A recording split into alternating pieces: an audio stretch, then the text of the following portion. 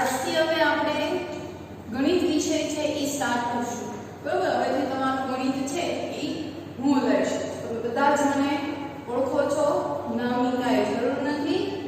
તો આપણે હવે પહેલા ચેપ્ટરથી જ આપણે સ્ટાર્ટ કરી દઈએ. તો ચેપ્ટર 1 પહેલા છે આપણું સંખ્યા પરિચય. શું છે? સંખ્યા પરિચય.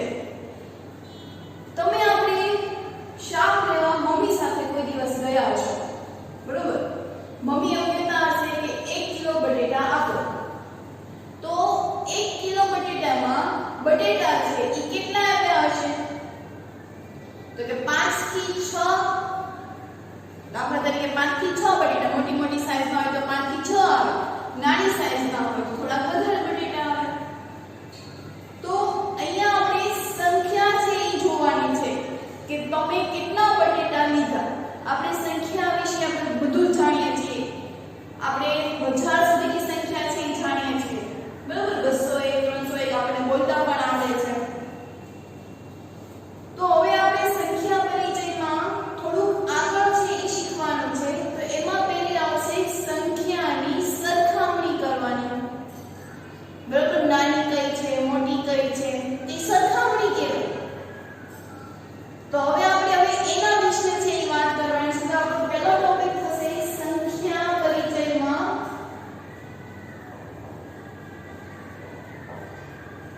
સંખ્યાની સરખામણી.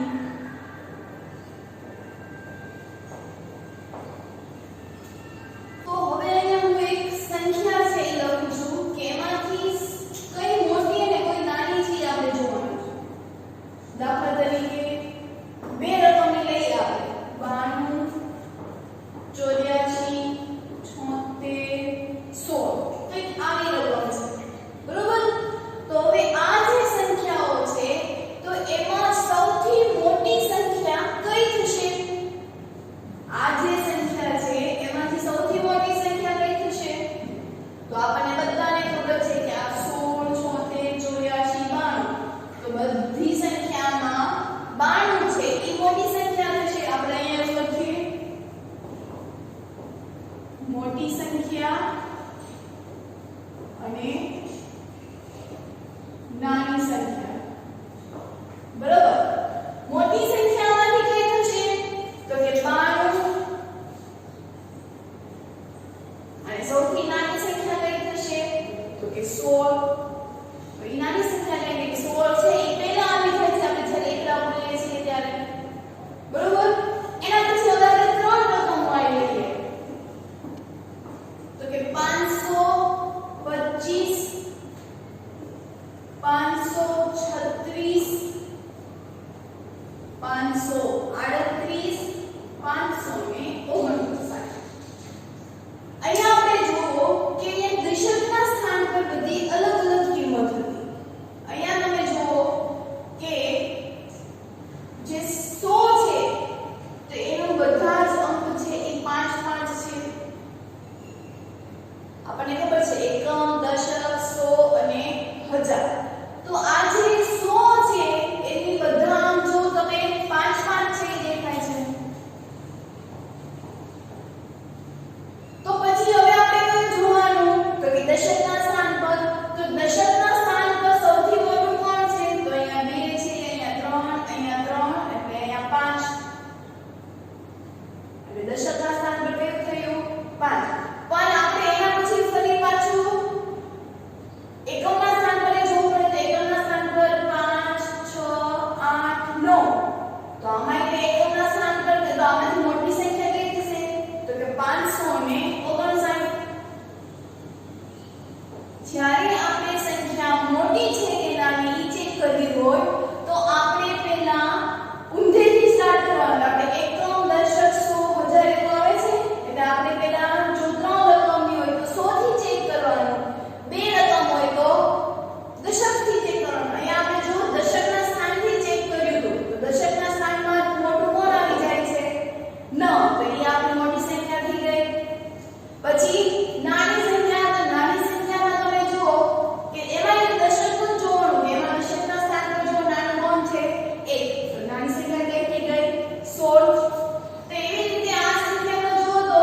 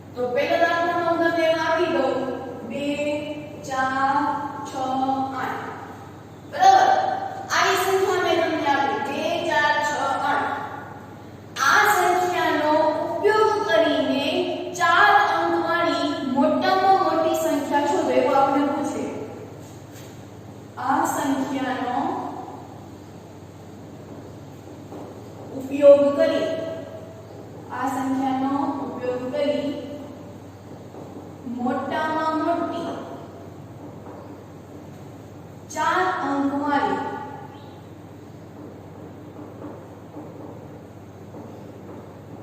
સંખ્યા બનાવો એવું આપણને પૂછવું પરીક્ષામાં, બરાબર? તો કેવી રીતે કરશું?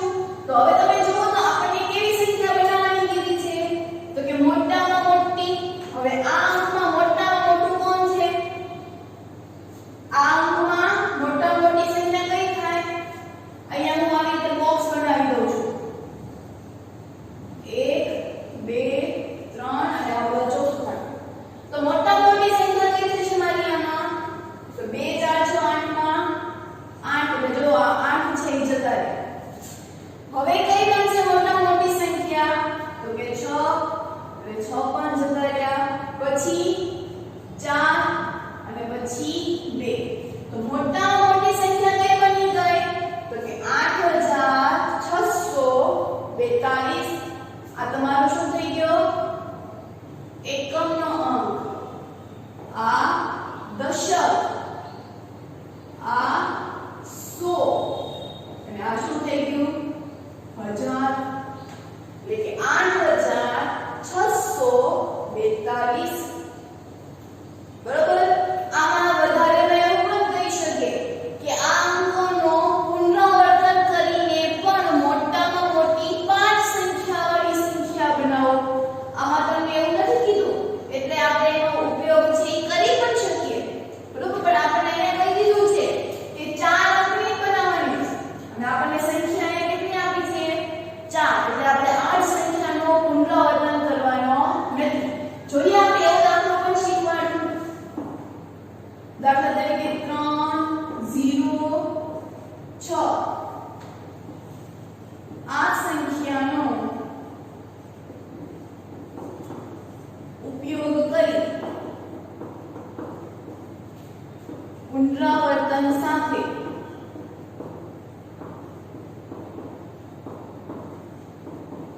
4 અંકની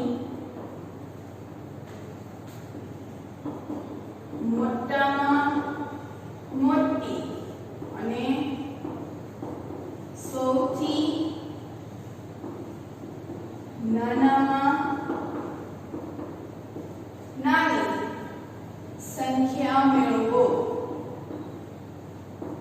બરાબર? આવી કોઈ તમને રકમ છે ઈ આપે તો આપણે પહેલા કઈ બનાવશું? મોટા અંકની. તો મોટા અંક માટે હેડિંગ થી બાંધી લઈએ. મોટા અંક વાળી કેટલા અંકની બનાવવાની છે? તો અહીંયા આપણે આપ્યું છે 4 અંકની. એટલે આપણે 4 ખાના પાડી દેવાના. 1 2 3 અને 4. શું કરવાનું છે? તો કે સંખ્યા આપણને 3 જ આપી પણ આપણે પુનરાવર્તન કરવાનું છે. પુનરાવર્તન એટલે રિવિઝન. આપણે એની સંખ્યાનો ઉપયોગ છે એ કરી શકીએ, બરોબર? તો હવે મોટા મોટી સંખ્યા, હવે આમાંથી મોટા મોટી સંખ્યા કઈ થશે? 6. હવે મને પુનરાવર્તન કીધું છે. હજી મારે મોટા મોટી સંખ્યા બનાવવા માટે જો આવી રીતે બનશે. જો હું મોટા મોટી સંખ્યાનો ઉપયોગ અહીંયા કરીશ પછી 6 અહીંયા મૂકી દઈશ તો આવી પણ સંખ્યા બનશે. એક કેવી સંખ્યા બનશે? તો મોટા મોટી સંખ્યા અહીંયા 3 મૂક્યા પછી હું 6 મૂકું ફરી પાછું 3 અને 0 તો આવું બન. એના પછી ચોથી રકમ કઈ બનશે? તો કે 6 અહીંયા સૌથી મોટા મોટી સંખ્યા એટલે એ તો 1000 ના સ્થાન પર જ હોવી જોઈએ એટલે તો જ મોટી થાય. જો હું અહીંયા 3 લખી નાખીશ તો એ 3000 થઈ જાય. પણ હજી અહીંયા 6 બાકી છે એટલે આપણે અહીંયા કમ્પલસરી અહીંયા શું લખવું પડશે? 6 જ છે. એટલે આપણે 6 છે એ મોટી સંખ્યા એટલે હંમેશા એ કોના સ્થાનમાં હોવી જોઈએ? તો કે 1000 ના સ્થાનમાં છે. 3000 મોટા કે 6000 મોટા? 3000 મોટા કે 6000? તો 6000. એ માટે આપણે એકમના 1000 ના સ્થાન ઉપર આપણે 6 મૂકીએ છીએ, બરોબર? હવે તમે જો કે અહીંયા આપણે 3 મૂકી જોયું, 6 મૂક્યું, હવે 0 મૂકી દો તો 0 6 3. તો એ તમે જો અહીંથી જ તમને ખબર પડશે, બરોબર?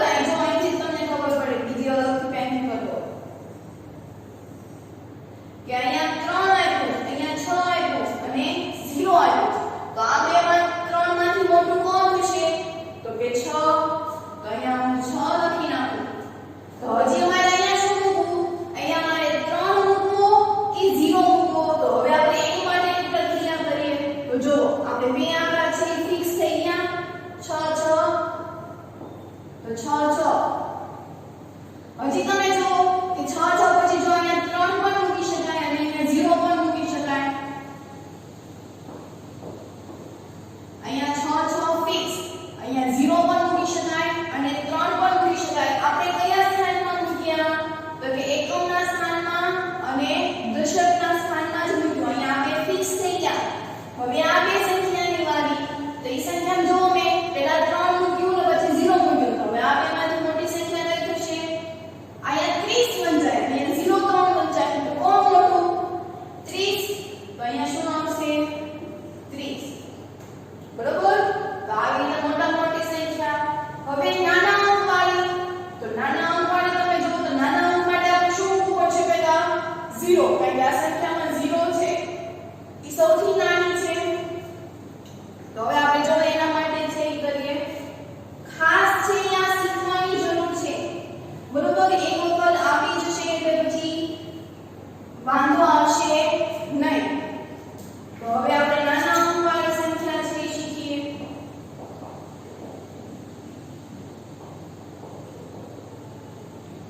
કેટલા અંકની બનાવવાની છે તો કે 4 અંકની બનાવવાની છે 4 ખાના નાની સંખ્યા બનાવવાની છે આ સંખ્યામાં નાની કોણ થશે તો કે 0 બરોબર હવે જો પાછી આપણે બનાવીએ હો તમે જોજો અહીંયા 0 મૂક્યું હવે હું જો વારાફરતી સંખ્યા મૂકી જાય 6 મૂક્યા તો 0 6 1 2 3 અહીંયા આપણે બે ભાગ પાડી દે એટલે બે સંખ્યા બની જશે અહીંયા 0 અને અહીંયા 3 હજી એક સંખ્યા કઈ થશે તો કે 0 0 તો આ 0 0 આમાં જો તો સૌથી નાની સંખ્યા કઈ થાય તો 0 તો હજી અહીંયા એક 0 મૂકી દો હવે તમે જો નાની સંખ્યા હવે કઈ બનશે તો કે અહીંયા 3 મૂકીએ અને પાછળ ફરી પાછું 3 મૂકીએ અથવા તો 0 મૂકી દઈએ અહીંયા તમે જુઓ તો કે 6 0 અથવા તો 0 6 તો અહીંયા આપણે 3 નો ઉપયોગ ન થયો 3 તો થવા જ જોઈએ તો અહીંયા 3 હવે તમે જો કોણ નાની થાય સૌથી મોટા મોટી આ ત્રણેય સંખ્યાનો ઉપયોગ તો થવો જ જોઈએ ઉપરાંત એક સંખ્યા કે જે તમે પુનરાવર્તન કરી શકો તો અહીંયા જો ત્રણે ત્રણ સંખ્યા છે આવી રીતે આમાં સૌથી નાની કઈ બની તો અહીંયા 630 અહીંયા 36 અને અહીંયા 360 તો કોણ મોટું નાનું થયું તો કે 36 તો આપણી સંખ્યા બની ગઈ સૌથી નાનામાં નાની બરોબર તો આ રીતના દાખલાઓ છે એ તમને ખબર પડશે કોઈ વખત તમને એવું પણ કહી દીધું હોય કે આમાં તમને એવું નથી કીધું કે આ સંખ્યાનું પુનરાવર્તન કરો બરોબર આ સંખ્યામાં આપણને એવું કંઈ કીધું નથી પણ અમુક વખત એવું પણ કહે દે કે ફિક્સ કરી દે કે એમ જ કહી દે તમને કે 6 નો અંક છે એનું પુનરાવર્તન કરીને 4 અંકની બનાવો એટલે આપણી પાસે એક સંખ્યા છે મળી ગઈ કે એનો જ ઉપયોગ કરો અહીંયા તમે જો કે અહીંયા આપણે 6 નો ઉપયોગ કર્યો અહીંયા આપણે 0 નો ઉપયોગ કર્યો એટલે આપણને કીધું નહોતું એટલે આપણે એ રીતે કરી શકીએ પણ અમુક વખત રકમમાં એવું કહે કે 6 અંકને જ તે બનાવો બરોબર 6 અંકનો ઉપયોગ કરીને જ તે સંખ્યાઓ છે બનાવો તો હવે એના આધારે એના થોડા હોમવર્કમાં દાખલાઓ છે એ હું તમને આપીશ જે તમારે હોમવર્કમાં છે એ કરવાનું છે હોમવર્કમાં તમને અહીંયા થોડા દાખલાઓ છે લખી દીધા છે એમાં આપણે મોટી સંખ્યા અને નાની સંખ્યા કઈ તો એ આપણે શીખી ગયા છીએ બરોબર આપણે વજાના સ્થાનથી જોવાનું જો 4 રકમની હોય તો વજાના સ્થાનથી જોવાનું 3 રકમ હોય તો 100 ના સ્થાન એટલે આપણે હવે આમાંથી મોટી સંખ્યા કઈ અને નાની સંખ્યા કઈ એ હવે આપણને ખબર પડી ગઈ છે બરોબર પછી આપણે એ પણ શીખ્યા કે આ જે તમે અંકો આપેલા છે એનું પુનરાવર્તન વગર એ શબ્દ લખેલું જો પુનરાવર્તન વગર એટલે કે આ સંખ્યાઓનું પુનરાવર્તન કરવાનું નથી એવી સંખ્યાના આધારે 4 અંકોની સૌથી મોટામાં મોટી અને નાનામાં નાની સંખ્યા છે એ બનાવો પછીનો પ્રશ્ન એવો છે કે આપણે રકમ જ છે લખવાની બાકી રહી ગઈ તો આપણે રકમ છે લખી નાખવું અહીંયા 3 8 7 રકમ છે 905 ને ત્રીજી રકમ છે 049 851 બરોબર. આ સંખ્યાનો ઉપયોગ કરીને તમારે સૌથી મોટામાં મોટી અને સૌથી નાનામાં નાની સંખ્યા છે એ બનાવો. પણ ફક્ત એક જ નંબર, જો તમે આ સંખ્યામાંથી 8 લીધો હોય તો ઈ સંખ્યામાં 8 નો ઉપયોગ કરીને મોટી સંખ્યા અને નાની સંખ્યા છે ઈ બનાવો. એટલે આમાંથી તમારે કોઈ પણ એક સંખ્યાને પકડવાની અને એના આધારે નાની સંખ્યા છે કે મોટી સંખ્યા બનાવવાની. જો મેં 7 લીધો તો 7 માંથી હું નાની સંખ્યા લઈશ અને મોટી સંખ્યા, એટલે આમાંથી ફક્ત એક જ અંકનું 2 વાર પુનરાવર્તન કરીને સંખ્યાઓ છે એ બનાવવાની છે. પછી તો કે